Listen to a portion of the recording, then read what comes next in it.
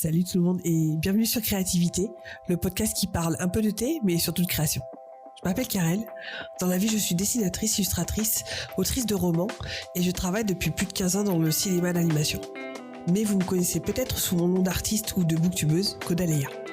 Sur Créativité, je vais vous parler de création dans l'écriture et le dessin, mes domaines de cœur.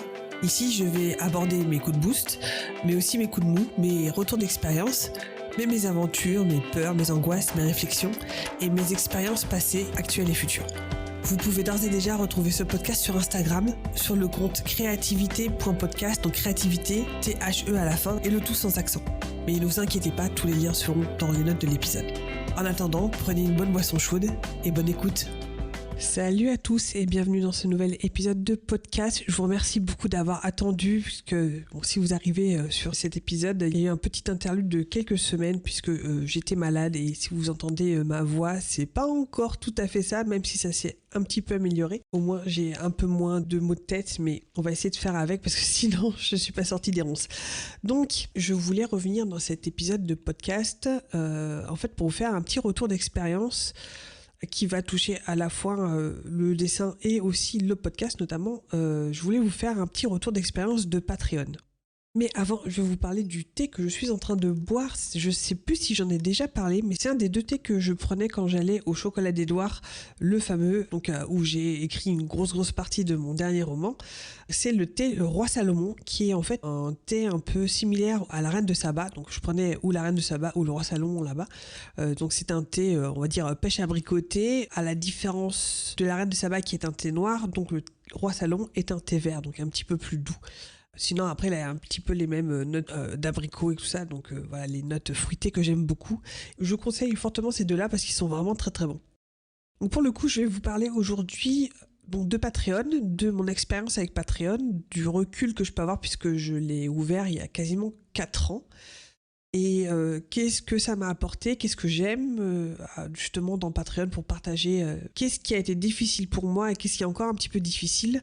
Et voilà, je voulais vous en parler parce que je me dis que peut-être parmi ceux d'entre vous qui vont écouter cet épisode, il y en a peut-être qui sont intéressés, ou que ce soit pour ouvrir le sien, ou que ce soit peut-être pour venir soutenir, parce que ça peut être un truc un peu bizarre, c'est pas forcément quelque chose de très fréquent en fait dans nos usages de l'art sur internet du moins et des artistes d'aujourd'hui, mais Patreon et aussi donc tous les sites un petit peu similaires sont devenus un argument assez intéressant pour les artistes pour pouvoir vivre, enfin rajouter en tout cas une corde à leur arc et pour rajouter une source de revenus qui en ce moment est assez intéressante. Alors déjà, je vais vous faire un petit peu l'historique de mon compte sur Patreon. À la base, je l'avais ouvert pour soutenir d'autres artistes. Je l'ai pas fait tout de suite, mais je pense que ça a plus ou moins coïncidé avec le moment où je me suis retrouvée au chômage. C'est assez drôle parce qu'en fait, c'est au moment où je me suis retrouvée au chômage que j'ai commencé, donc au moment où j'avais un petit peu moins d'argent, que j'ai commencé en fait à soutenir des artistes que j'aimais beaucoup et dont je voulais justement garder un lien. Je vais peut-être revenir vite fait sur ce qu'est Patreon et donc les autres sites un petit peu similaires comme Ko-fi, comme Tipeee, comme qu'est-ce qu'il y a encore comme truc. Je vous mettrai peut-être une liste dans les notes de cet épisode, mais bon, c'est pas le seul. En tout cas, Patreon, c'est un site d'origine américaine qui permet à tout un chacun de devenir mécène d'un artiste. Alors ça peut être un artiste dessinateur comme moi, mais ça peut être un musicien, ça peut être, je sais pas moi, une couturière, ça peut être un écrivain, ça peut être quelqu'un qui fait des podcasts, qui fait du contenu tout simplement. Donc c'est en fait une plateforme qui permet à donc chaque artiste de proposer contre-rétribution, alors ou rétribution par une fois on va dire, ou alors rétribution mensuelle, c'est-à-dire que vous payez tous les mois et contre ce paiement-là vous avez droit à un certain nombre de choses que vous propose l'artiste en question. En fonction des artistes, évidemment, c'est pas forcément les mêmes choses. Les années passant, le site Patreon vous propose de plus en plus de possibilités de vous proposer des contenus assez variés, que ce soit de l'audio, de la vidéo, de l'image, qu'est-ce qu'il peut y avoir encore, peut-être des streams, et je pense que ça va venir des streams. Et donc le but, voilà, c'est que l'artiste propose des choses qui sont visibles donc par les abonnés et uniquement par les abonnés contre de l'argent qui arrive idéalement tous les mois. Donc ça fait une source de revenus mensuels qui est assez intéressante pour des artistes qui par nature, surtout quand ils sont indépendants et qui sont en freelance par exemple, ils ont des revenus assez, on va dire d'une part précaires, mais voilà, c'est pas un salaire qui tombe tous les mois si vous voulez. Et là du coup, ça leur permet d'avoir une espèce d'assurance que tous les mois il va y avoir un certain nombre d'argent qui va tomber. Donc, comme je vous disais, le site Patreon est américain à la base. Moi, quand je l'ai ouvert, j'ai ouvert mon compte en avril 2020. Bon, c'est mon compte créateur, c'est-à-dire que c'est à partir d'avril 2020 que j'ai commencé à proposer des dessins contre des abonnements, si vous voulez. À l'époque, c'était uniquement en anglais, mais ils ont traduit le site entre-temps en français et dans d'autres langues aussi, ce qui est beaucoup plus pratique pour les francophones, évidemment. Enfin, il y a eu un changement aussi entre-temps, c'est qu'à l'époque où j'ai commencé, les rémunérations se faisaient uniquement en dollars et ensuite ça a été ouvert, donc on a pu les changer en euros, voilà, pour faire un petit peu l'historique. Donc en fait j'ai ouvert mon compte en avril 2020, donc c'était en pleine période de chômage puisque j'avais été viré de cette entreprise pour laquelle j'avais dessiné un manga, donc j'ai été viré en janvier, donc là vous voyez c'est 3 mois après, donc on était en plein Covid évidemment, et ça faisait quelques temps que j'y pensais, je me suis dit que ça pouvait être intéressant d'ouvrir mon propre Patreon pour avoir un espace qui soit vraiment uniquement à moi, un espace un peu privé pour pouvoir proposer du contenu qui soit vraiment exclusif et qui soit, on va dire, qualitatif pour ceux qui me suivent et qui sont prêts à donner quelques dollars ou quelques euros par mois. Donc moi ce que j'ai fait à cette époque-là, c'est que, donc comme je vous disais, j'avais commencé à peu près à le même moment à suivre et à financer en fait des artistes sur Patreon. Et la première chose que j'ai fait quand j'ai décidé de me lancer là-dessus, c'était je voulais savoir ce que j'allais proposer et ce qui se faisait en fait, et comment est-ce qu'on fait vivre un compte Patreon. Donc là j'ai bouffé pas mal de vidéos, il y a pas mal de vidéos déjà sur le site de Patreon qui vous expliquent un petit peu en long, en large, en travers les meilleures pratiques, on va dire les meilleures façons de s'y prendre. Et ce que j'ai fait aussi, c'est que j'ai été chercher donc sur Patreon voir les artistes que j'aimais bien et ou à qui je pourrais ressembler, on va dire, ou du moins au niveau du style, etc. Qu'est-ce qu'ils proposaient eux et comment ils proposaient. Par exemple, en fait, Patreon, ça fonctionne avec un système de tiers, c'est T-I-E-R-S, je sais pas trop comment traduire ça en français, je dirais que c'est des niveaux d'abonnement, c'est-à-dire que ça va être, vous pouvez décider en tant que créateur de faire 1, 2, 3, 5, 10 niveaux d'abonnement différents, donc avec des prix différents chacun, et chaque niveau d'abonnement, chaque tier va donner accès donc à la personne qui est abonnée à tel ou tel niveau d'abonnement à des choses différentes. Évidemment, les abonnements les moins chers vont être un petit peu limités. Souvent, d'ailleurs, les niveaux les moins chers sont juste en fait une espèce de jarre à pourboire, si vous voulez. C'est genre pour soutenir vraiment l'artiste.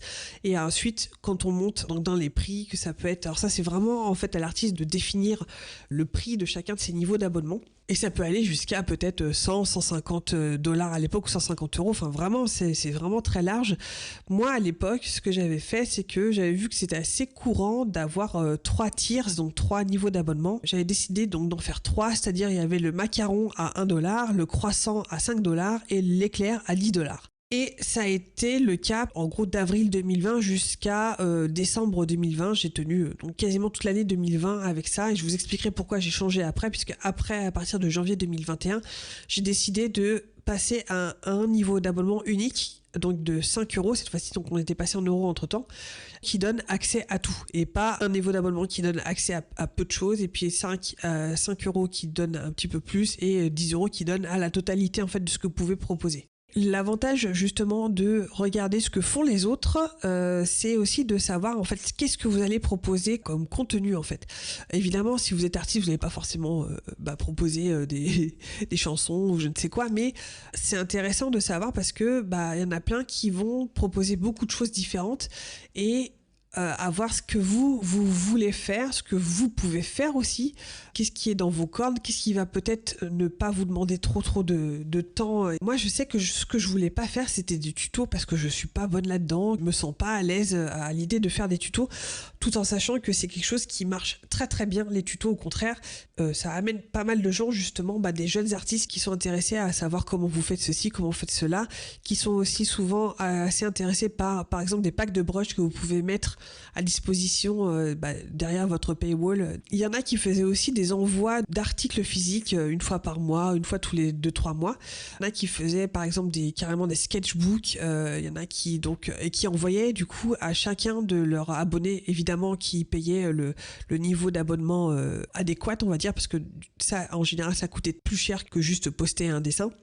Évidemment, dans ce cas-là, les frais de port étaient compris dans le prix, etc. Enfin, vous voyez. Donc, il y en avait qui faisaient des sketchbooks à envoyer comme ça une fois par mois, une fois tous les 2 mois.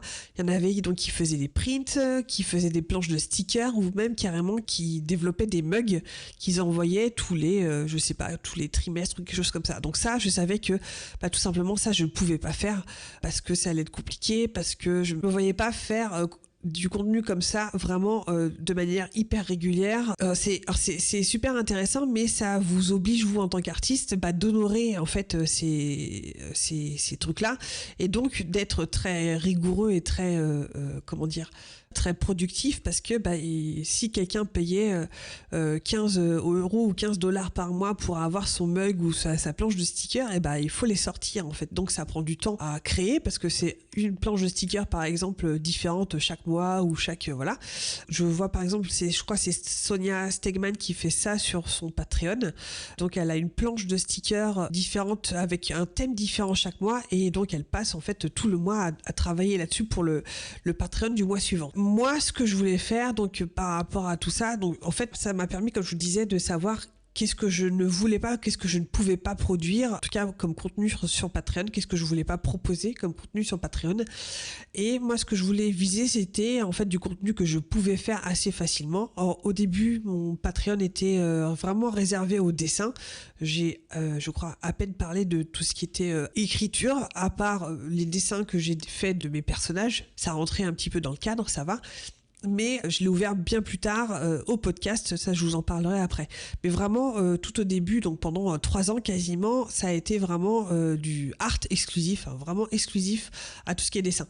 Et moi donc, mon but c'était de proposer, en fait d'utiliser un dessin que je faisais, et d'utiliser ce dessin ou cette illustration pour en proposer plusieurs contenus différents. C'est-à-dire que donc vous avez évidemment le dessin en tant que tel, donc le dessin final, mais en fonction donc de si c'est du dessin digital ou si c'est du dessin tradi, je pourrais proposer un timelapse pour peu que j'enregistre, notamment si c'est du dessin tradi. Je pouvais proposer des step by step détaillés, c'est-à-dire que je prenais chacune des étapes de chacun des dessins, donc ou en numérique ou en traditionnel, ce qui veut dire qu'il fallait que j'oublie pas de prendre des photos à chaque fois, ce qui des fois était pas si facile que ça, et d'utiliser tous ces contenus-là pour les proposer sur différentes plateformes, c'est-à-dire que je le mettais en avant-première ou en exclusivité sur Patreon, puis ensuite, pour ce qui n'était pas en exclusivité, je le postais plus tard sur Instagram, et aussi plus tard je le postais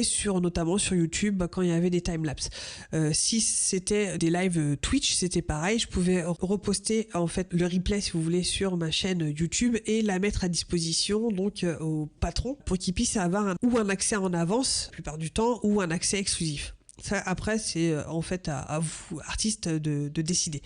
Alors moi, ce que j'avais décidé à la base, pour mes abonnés, donc en fonction des niveaux d'abonnement, n'avaient pas le même accès. Évidemment, ceux qui payaient 10 dollars avaient plus d'accès que ceux qui payaient 1 dollar, ce qui me paraissait logique. Mais je vais aussi vous dire un peu le truc un peu pervers qui a suivi par rapport à ça. Donc moi, ce que je proposais, c'était des accès en avance à mes vidéos YouTube à l'époque où j'en faisais encore beaucoup, un accès en avance aux dessins que j'allais poster plus tard sur Instagram.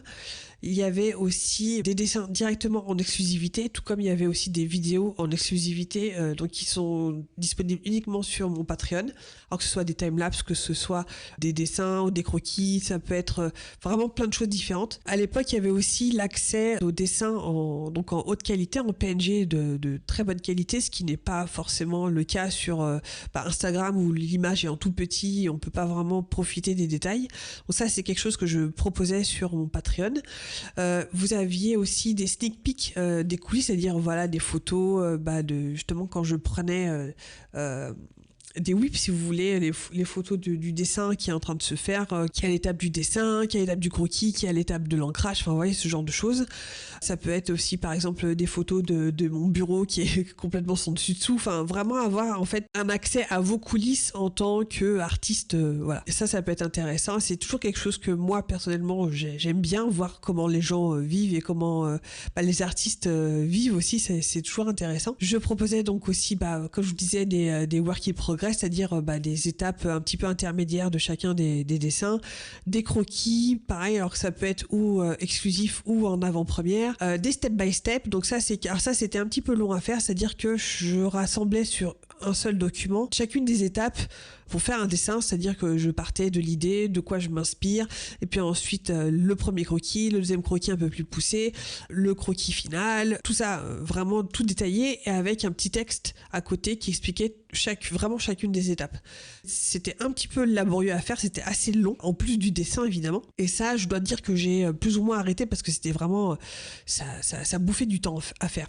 Je proposais aussi donc des vidéos en time-lapse, donc ou en exclu ou en accès en avance, notamment pendant tout ce qui était Mermaid. Donc mon Mermaid 2020, je l'avais proposé à l'époque, pour peu que mon ordinateur enregistrait tout correctement. Il était peut-être pas encore assez puissant à l'époque, il ramait beaucoup à l'époque. À partir du moment où j'ai eu mon iPad, vu qu'il enregistre des vidéos time-lapse automatiquement du dessin, ça je l'ai aussi proposé beaucoup plus souvent, notamment avec les joueurs des Senior Style. Donc il y en a beaucoup que j'ai proposé en exclusivité, qui sont toujours d'ailleurs disponibles sur mon Patreon, et d'autres que j'ai mis en accès en avance sur Patreon et que j'ai posté bien plus tard ensuite que j'ai mis à disposition sur YouTube à tout le monde. Et ce que j'ai proposé aussi notamment, c'était d'avoir accès à des sondages. Ça je l'ai pas utilisé beaucoup, j'aimerais bien en faire plus souvent parce que c'est quelque chose justement assez sympa pour avoir une espèce d'interaction avec les abonnés, avec les gens qui votent pour le sondage, parce qu'il y a toujours un petit peu d'interaction justement dans ce genre de trucs, c'est toujours un peu plus sympa. Et j'avais aussi notamment donc un challenge de dessin que je proposais chaque mois, notamment pour le niveau d'abonnement le plus haut, donc celui qui était à $10. Donc je proposais un challenge de dessin et surtout de chara design différent chaque mois, et ça j'avoue que je pensais que j'allais pouvoir tenir et en fait ça a été beaucoup plus compliqué que je ne pensais. C'est-à-dire que chaque mois je choisissais un truc que j'allais designer, j'allais faire du chara design, et pendant tout le mois je dessinais. J'avais fait par exemple un truc sur les Vikings. Je streamais toute la recherche des Vikings, chacune des étapes pour dessiner, pour faire du chara design de Vikings, et le produit final, c'est-à-dire chacune des étapes, le dessin final, les vidéos si j'ai réussi à en faire, etc. Tout était disponible à ce moment-là pour mes niveaux d'abonnement les plus élevés. Et ça, comme je vous disais, ça m'a demandé beaucoup plus de temps et de travail pour en faire un tous les mois. Je pense qu'un tous les mois, c'était beaucoup trop ambitieux parce que ça demandait beaucoup de boulot pendant tout le mois. Et ça m'était arrivé de pas réussir à le faire en un seul mois. Et quand on se dit qu'il faut en faire un tous les mois, en fait, le mois d'après, on est un petit peu raplapla et on a du mal à se lancer. En fait, c'est un peu l'effet boule de neige et au bout d'un moment, on n'arrive plus à suivre. Ce qui a été mon cas, et c'est dommage parce que c'est vraiment un exercice que j'avais adoré faire, que j'ai vraiment arrêté de faire après ça.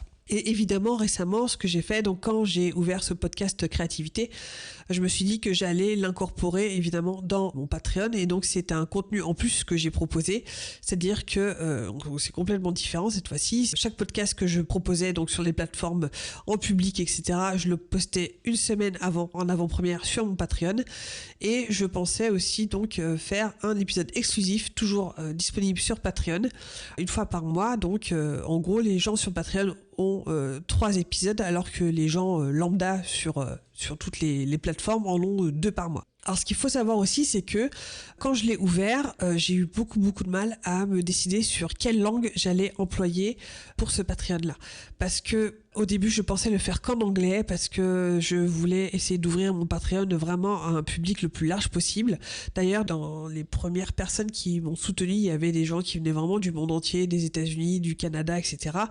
Je dois dire qu'au bout d'un moment, je me suis dit, je voudrais pas non plus mettre de côté mon public francophone parce que, mine de rien, je me suis aussi suivie par pas mal de francophones. C'est pour ça que, d'ailleurs, ça c'était un problème qui m'a aussi beaucoup suivi sur mes chaînes YouTube artistiques, parce que je savais pas dans quelle langue m'exprimer, parce que faire en anglais, ça demande de l'énergie et de la présence d'esprit vraiment plus importante que lorsqu'on fait tout en français. Mais en même temps, ça ouvre aussi à beaucoup plus de monde, qui soit anglais, américain ou même tout juste anglophone, c'est-à-dire vraiment une majorité du monde en fait. Et de l'autre côté, faire le contenu en français, c'était beaucoup plus facile pour moi, c'était beaucoup plus simple et beaucoup plus direct. En fait, je pouvais faire un post assez rapidement, alors que le faire en anglais, ça demandait plus de temps, ça demandait de traduire, ça demandait de faire en sorte que ce soit compréhensible. Enfin voilà, ça demande beaucoup plus d'énergie, beaucoup plus de concentration.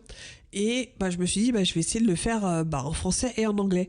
Et là, ça double le temps d'écriture de chacun des posts, parce qu'il fallait que je le fasse en français, en anglais, que ce soit compréhensible, que je raconte des choses intéressantes. Donc, ça demande encore plus d'énergie à faire quand on fait en deux langues. Et donc, comme je vous avais dit précédemment, j'ai décidé de passer à un niveau d'abonnement unique en janvier 2021, tout simplement parce que c'était trop pour moi à gérer 3 niveaux d'abonnement différents. Parce que ça me faisait beaucoup de contenu à créer pour tout et beaucoup plus que je ne le pensais à la base. Et que je peux vous dire, en fait, ce qui a été compliqué, c'était aussi que je me mettais la pression toute seule, parce que j'avais l'impression de ne jamais fournir assez de contenu. Je voulais en fait que les gens en aient pour leur argent, et même les gens qui étaient à 1 euro, j'avais envie qu'ils soient, je leur envoyais tellement de contenu pour qu'ils soient contents d'être là, pour qu'ils soient heureux et qu'ils se fassent ah ouais dis donc c'est vachement chouette, je vais rester, si vous voulez, que je me suis épuisée et je me suis éreintée au fur et à mesure. Et comme je vous disais, pour les contenus les plus chers, le contenu donc éclair qui était à $10, ça voulait dire le challenge de dessin, ça demandait beaucoup d'investissement, ça demandait beaucoup de temps, ça demandait beaucoup d'énergie, etc. Même si j'ai adoré le faire, le fait est, je vais vous parler en toute franchise, c'est que les tiers, les niveaux d'abonnement les plus chers, en fait c'était tout simplement mes 2 sœurs et ma mère notamment, qui, merci à elles, merci maman et merci Morgane et Maëlys, elles sont toujours là d'ailleurs, elles me soutiennent vraiment à fond là-dedans, ça c'est super. Et de l'autre côté, t'es peut-être pas forcément celle qui allait regarder ces contenus-là, parce que elles sont là pour me soutenir en fait, et elles sont peut-être pas là forcément pour voir tous les dessins que je pouvais proposer en fait. Et au bout d'un moment, j'ai eu l'impression de faire ces contenus-là qu'elles seules allaient voir en fait, pour rien, parce que j'étais pas sûre en fait qu'elles les voient et qu'elles les apprécient tout simplement, et me dire que je faisais ce contenu-là pour 3 personnes, je me suis dit, est-ce que ça vaut le coup? Je ne sais pas. En tout cas, c'était une réflexion qui est rentrée en ligne de compte quand j'ai décidé de passer à un tiers unique. Pour moi, c'était beaucoup plus simple de passer à un niveau d'abonnement unique à 5 € pour tout le monde, et tout en prévenant aussi qu'il y allait avoir peut-être du contenu qui allait pas venir aussi régulièrement, aussi boulimiquement, si vous voulez, que peut-être je les avais habitués jusque-là. Parce qu'il y a des moments où j'arrivais pas à dessiner, où j'avais du mal, où j'avais pas le temps aussi, parce que à ce moment-là, à partir de février, je commençais un boulot à temps plein. Donc forcément, j'allais avoir beaucoup moins de temps pour produire que jusqu'à maintenant.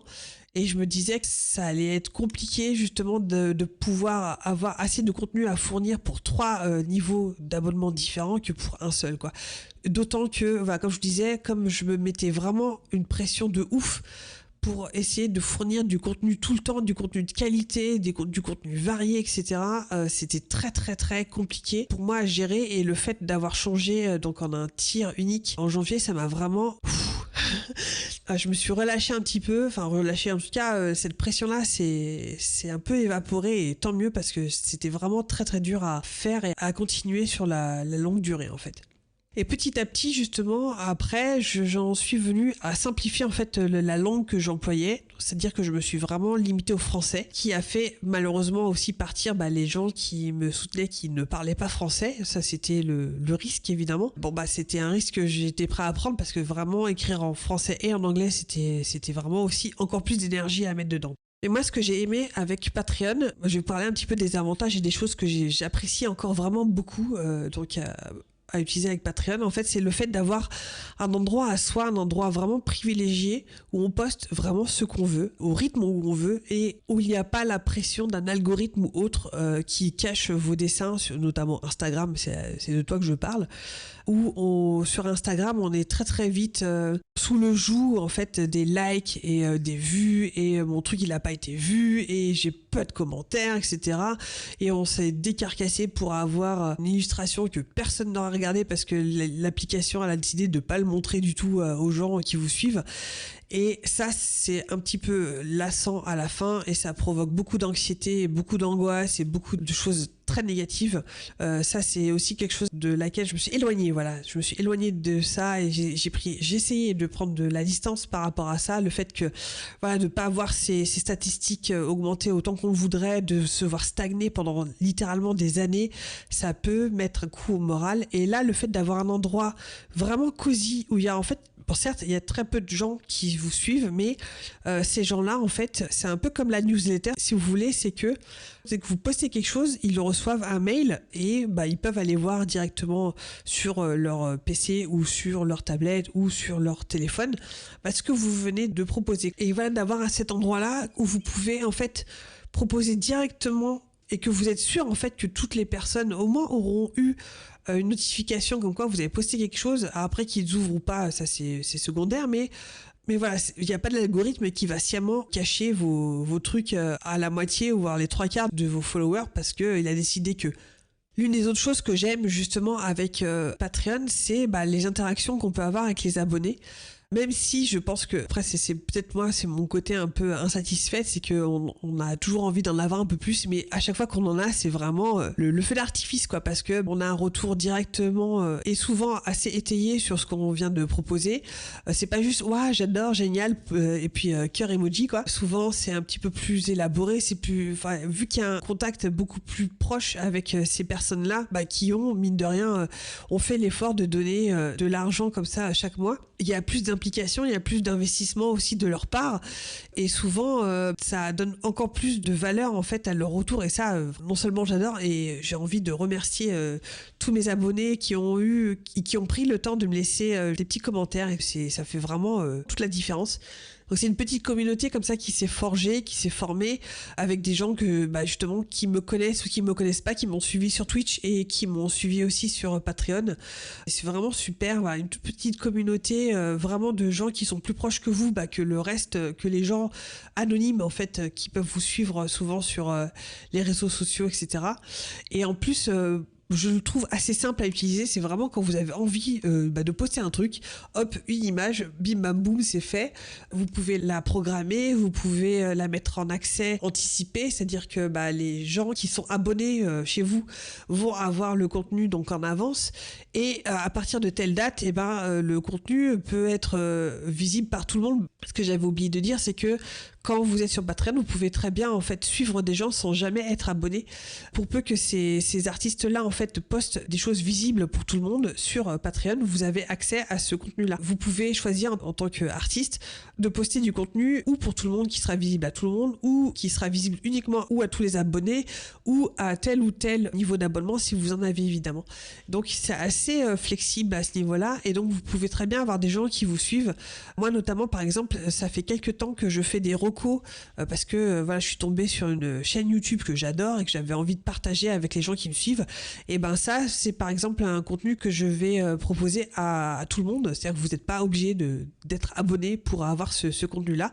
Alors tout le monde ne le fait pas évidemment, mais bon, en tout cas, c'est quelque chose que vous pouvez faire. Suivre les gens, peut-être pour plus tard, si ça vous intéresse, vous abonner pendant quelques mois ou quoi que ce soit. Tout est possible. Voilà, c'est vachement chouette. Évidemment, l'avantage, une chose que moi j'apprécie, évidemment, c'est d'avoir chaque mois un petit peu d'argent que vous recevez, donc moi notamment sur mon compte PayPal. Alors, ça n'a jamais été énorme, je vais être tout à fait honnête, ça oscille entre 30 et 50 euros pour vraiment les meilleurs mois. Ça a plus tendance à être autour de 30 que 50 en ce moment, parce que ça c'est quelque chose dont je parlerai après, c'est les difficultés qui sont autour de Patreon. Mais en tout cas, moi, ce que j'apprécie, c'est que voilà, c'est un petit peu d'argent qui rentre par rapport à vos dessins, à votre contenu, à votre production, quoi. Et moi, c'est en fait un peu d'argent que je réinvestis directement dans les fournitures artistiques. C'est-à-dire que c'est c'est avec ça que j'achète de l'aquarelle, de l'encre, etc. Donc c'est des choses qui vont en fait revenir ensuite en dessin. C'est avec ça que j'achète des nouveaux pinceaux, c'est avec ça que j'achète du nouveau matériel.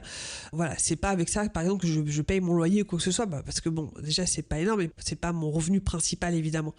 Donc, pour ceux et celles, enfin pour des artistes beaucoup plus installés et qui ont beaucoup plus de following et de gens abonnés, évidemment c'est beaucoup plus intéressant.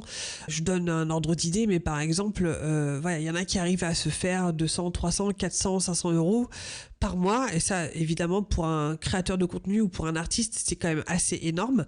Alors évidemment il faut beaucoup plus de gens qui vous suivent, mais ça peut aller jusqu'à en fait vous permettre de vivre entièrement de votre art. C'est ce que fait notamment Loïch, l'artiste Loïch que vous pouvez trouver un petit peu sur internet. De toute façon ça m'étonnerait que vous ne la connaissiez pas, mais dans le doute je vous mettrai un lien dans la barre d'infos, enfin dans les notes de cet épisode. Mais elle, depuis qu'elle s'est mise sur Patreon, et donc elle ne vit quasiment que de ce que lui rapporte Patreon, et ça lui permet du coup d'être vraiment tout à fait libre de ce qu'elle propose et d'avoir le contrôle à 100% de ce qu'elle fait, de ce qu'elle propose à ses abonnés, quoi. Elle n'est pas tributaire, on va dire, d'une commission ou d'un travail en freelance, même si évidemment travailler pour du jeu vidéo, etc., c'est toujours chouette, mais voilà, on n'a pas des directives, quoi que ce soit, on est vraiment seul maître à bord de ce qu'on propose et de ce qu'on fait. Elle notamment, par exemple, elle fait beaucoup de tutos parce que c'est vraiment son truc, elle aime transmettre, elle a vraiment la fibre pour ça, d'ailleurs elle est très très bonne là-dedans, et donc voilà, elle a un côté très masterclass, etc. Elle en a fait beaucoup pendant des années, donc elle est vraiment à l'aise là-dedans, et donc c'est quelque chose aussi que ses abonnés viennent chercher auprès de Loïch et savoir comment est-ce qu'elle fait pour dessiner, parce que voilà, c'est Loïch et qu'on est peu émerveillé par ce qu'elle fait et comment elle fait. Donc ça évidemment, pour un artiste à réussir à vivre, ou en tout cas même partiellement de son contenu, de son art, de ses dessins, c'est assez énorme quoi. C'est assez agréable, et de pouvoir vraiment se consacrer à son art et à ses dessins sans avoir le coup près de il faut absolument travailler, trouver des clients, etc. pour faire des commissions, pour pouvoir manger. Bon, ça peut être très intéressant évidemment. Et alors moi, les difficultés rencontrées dans mon expérience de Patreon, comme je vous disais tout à l'heure, c'est vraiment la langue employée. Je me suis vraiment perdue là-dedans, mais ça c'est pas uniquement dû à Patreon, parce que c'est exactement pareil sur Instagram, c'est exactement pareil sur YouTube. J'ai toujours pas réussi à trancher la question. Pour moi, ce serait plus facile de le faire en une seule langue. Évidemment, je crois que l'idéal, ce serait que je sois fluent en anglais. Enfin, je pense qu'on se rend pas compte de l'énergie que ça demande d'écrire des trucs en anglais, quoi. Même si ça va, je me débrouille et que je pourrais m'en sortir très bien, c'est juste que ça me vide. C'est hyper... ça draine quoi. Et voilà, le faire en français, ça permet à la fois de faire plus de contenu, parce que malheureusement par exemple sur YouTube ça manque pas mal de contenu en français pour les francophones, mais on va pas se leurrer, faire en anglais ça ouvre votre compte à beaucoup plus de personnes qui peuvent vous suivre, même si on va dire le dessin c'est un peu une langue universelle, on n'a pas forcément besoin de lire si c'est juste du dessin quoi, mais bon, dans toutes vos communications, dans tous vos textes, etc., si on comprend rien du tout à ce qu'on raconte, c'est plus compliqué en fait. Pour moi, comme je vous disais aussi tout à l'heure, la difficulté ça a été vraiment la pression que je me suis mis sur les épaules pour vraiment fournir du contenu tout le temps, et ça c'était mon problème à moi, c'était pas le problème des autres ou des abonnés, parce que la personne qui est venue me dire je paye $1, je voudrais avoir plus pour ce que j'ai payé, mais j'avais vraiment cette sensation que les gens n'en avaient pas assez pour l'argent, même s'ils avaient mis $1 quoi, et j'arrivais pas à me défaire de cette impression là, de cette sensation là, qu'il fallait que je produise plus pour les satisfaire, même si, comme je vous disais, il y a personne qui s'est plaint quoi. Et ça, c'est quelque chose avec lequel je me suis beaucoup battue. Et aussi je pense, après, c'est pas forcément uniquement dû à Patreon, mais cette injonction à produire plus, à être hyper régulier, à fournir du contenu tout le temps pour pas que les gens vous oublient. Et en fait, on a ce côté-là aussi, c'est que évidemment, les abonnés qui payent 1 mois, 2 mois, 3 mois, ils peuvent vraiment partir quand ça leur chante. Moi-même, d'ailleurs, en tant que patron d'autres personnes, moi ça m'est arrivé en fait d'arrêter mon abonnement de l'un ou l'autre, parce que j'avais fait le tour par exemple, ça veut pas dire que je les aime plus si vous voulez, ça veut juste dire que en fait de ce qu'ils proposent, j'ai fait le tour, et pour l'instant peut-être que je reviendrai plus tard, peut-être que je reviendrai pas, je ne sais pas, mais je vais continuer à les suivre sur les réseaux, mais ça me permettait aussi d'aller soutenir d'autres personnes, d'autres artistes, et d'essayer de tourner un petit peu comme ça. C'était comme ça en tout cas que je voyais. Mais c'est vrai que même en tant que patron, j'avais au début du mal à arrêter mon abonnement parce que j'avais vraiment l'impression que je trahissais l'artiste que j'étais en train de soutenir. Même il y en a encore maintenant où je me dis en fait j'irais bien suivre quelqu'un d'autre, mais j'essaie de me limiter et de pas multiplier les personnes que je suis parce que à coup de 5 euros par-ci, 3 euros par-là, ça monte vite si vous voulez. J'essaie de me contenir à 4-5 personnes maxi. Mais voilà, des fois c'est un petit peu compliqué, même en tant que patron, ce côté un peu de loyauté et de sensation de trahison quand on part. Ça c'était aussi un truc de voir les gens partir. Faut prendre de la distance et ne pas se dire que en fait c'est parce qu'ils t'aiment pas qu'ils sont partis. Alors évidemment les sous qui dans ce cas-là qui ne viennent plus, faut faire aussi avec. Mais il faut savoir que ça peut être quelque chose qui peut vous atteindre en tant qu'artiste quand vous postez sur Patreon. La difficulté aussi pour moi, ça a été de faire un contenu satisfaisant pour moi et aussi pour les abonnés. Par exemple, qu'est-ce qui pouvait les intéresser, qu'est-ce qui pouvait m'intéresser moi aussi, à pas faire les choses contre mon gré évidemment, et essayer de trouver ce juste milieu pour que ça puisse aussi attirer un petit peu plus d'interactivité, un peu plus de partage en fait. C'est aussi un réseau social quelque part et on a besoin, je pense, d'interaction et de connexion surtout avec les gens. Ça peut être aussi un truc, comme je vous disais par exemple, le contenu satisfaisant, il y a beaucoup d'abonnés qui vont peut-être chercher, comme je vous disais beaucoup plus tôt dans ce podcast, qui vont chercher des packs de brush ou qui vont chercher des choses, en fait, des trucs gratuits à récupérer, enfin gratuits si vous payez pour, évidemment c'est pas gratuit, mais des trucs exclusifs que vous pouvez utiliser vous ensuite dans votre truc. Si c'est pas forcément ce que vous cherchez à faire, comme les tutos, comme je vous disais au début, moi c'est pas mon truc. Si je me forçais à faire des tutos pour attirer des abonnés, je pense que ça se verrait très très vite que j'excelle pas là-dedans et que ce serait sans doute un peu contre-productif. Et la dernière chose dont je voulais parler dans les difficultés de tenir un Patreon, c'est par rapport à la communication, à la promotion de son compte Patreon. J'ai trouvé ça extrêmement difficile et je pense que c'est surtout dû au fait que je suis très mal à l'aise en fait à faire ma promotion, à faire mon marketing. C'est quelque chose qui n'est pas du tout fluent justement chez moi. J'ai essayé de faire pas mal de choses, j'ai essayé d'en parler. J'avais commencé à faire une vidéo à l'époque en 2020. Je voulais faire une vidéo pour présenter mon Patreon sur YouTube. Et comme ça devait être une vidéo en anglais, etc., en fait, je me suis laissé dépasser. Voilà, on est 4 ans plus tard et je ne l'ai toujours pas faite. Et j'ai abandonné d'ailleurs l'idée de la faire. Mais il est très très important de savoir faire sa promotion pour Patreon et sur Patreon. Parce qu'il faut savoir déjà que si vous allez sur le site de Patreon et par exemple que vous cherchez Caudaléa, vous ne me trouverez pas. Parce que j'ai pas assez d'abonnés pour que je puisse être visible via la recherche sur le site de Patreon. Je sais, c'est un peu bizarre, mais en tout cas, c'est toujours le cas. Ce qui fait que dans les premiers temps, il faut vraiment faire sa promotion soi-même. Il faut vraiment dire à tout le monde et à chaque fois, à tous les dessins que vous faites sur Instagram que vous avez un compte Patreon. Il faut donner envie aux gens de vous suivre. Et ça, c'est quelque chose, je sais pas comment m'y prendre, je sais pas comment en parler, je sais pas comment donner envie.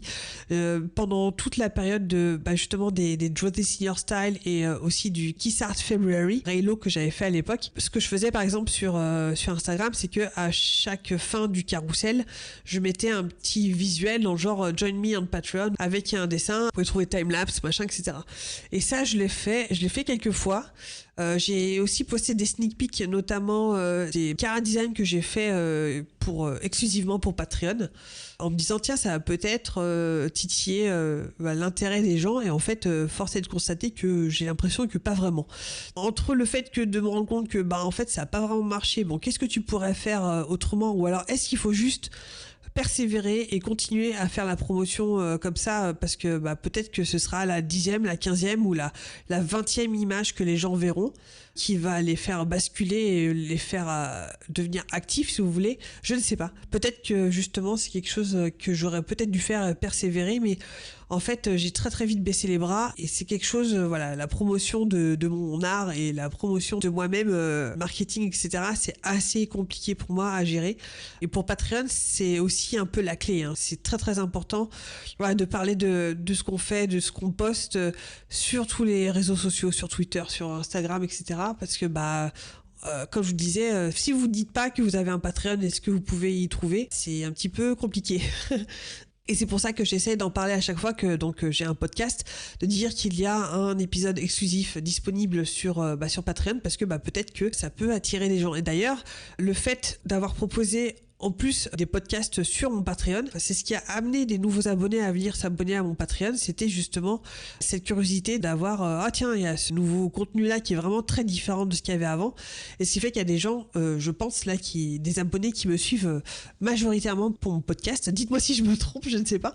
Mais j'ai l'impression que j'ai plus d'ailleurs de retours et de commentaires sur mes podcasts que sur les dessins que j'ai postés jusqu'à maintenant. J'ai des petits likes par-ci par-là et d'ailleurs merci, hein, c'est toujours super intéressant et super important les likes. Hein. On les voit, vous inquiétez pas, et on les apprécie tout autant. Mais c'est vrai que les commentaires, j'ai l'impression que j'en ai un petit peu plus depuis que j'ai ce podcast. Voilà, donc si vous avez des questions, si vous avez des remarques, si vous avez aussi un Patreon et pour vous, si vous avez des difficultés, je ne sais pas, ou si ça va très bien pour vous, je ne sais pas, vous avez réussi à le faire un petit peu décoller, comment est-ce que vous en parlez par exemple, c'est super intéressant de savoir qu'est-ce que vous avez vous développé peut-être comme stratégie, je déteste ça, développer une stratégie pour le marketing, voilà, peut-être que vous avez aussi développé quelque chose d'assez organique pour pouvoir en parler, moi ça m'intéresse, n'hésitez pas à me laisser un petit commentaire, ou que ce soit sur Spotify, sur Patreon carrément si vous voulez, sur Instagram, sur le site, sur le compte de créativité.podcast et je me ferai un plaisir de vous répondre et on pourra dans ce cas-là parler tous ensemble de tout ça. Voilà, je vous fais des gros bisous et je vous dis à la prochaine dans un nouvel épisode. Ciao! Merci d'avoir écouté cet épisode. Si vous appréciez ce podcast, n'hésitez pas à laisser un commentaire sur mes réseaux ou 5 étoiles sur votre application de podcast préférée. Et si vous voulez engager une conversation, vous pouvez d'ores et déjà me trouver sur mes comptes personnels, Instagram, Twitter ou Twitch, sous le nom de Caudaléa, et sur le compte Instagram de ce podcast Créativité, THE, le tout sans accent, .podcast. Je vous dis à la semaine prochaine, et d'ici là, créez avec passion. Bye!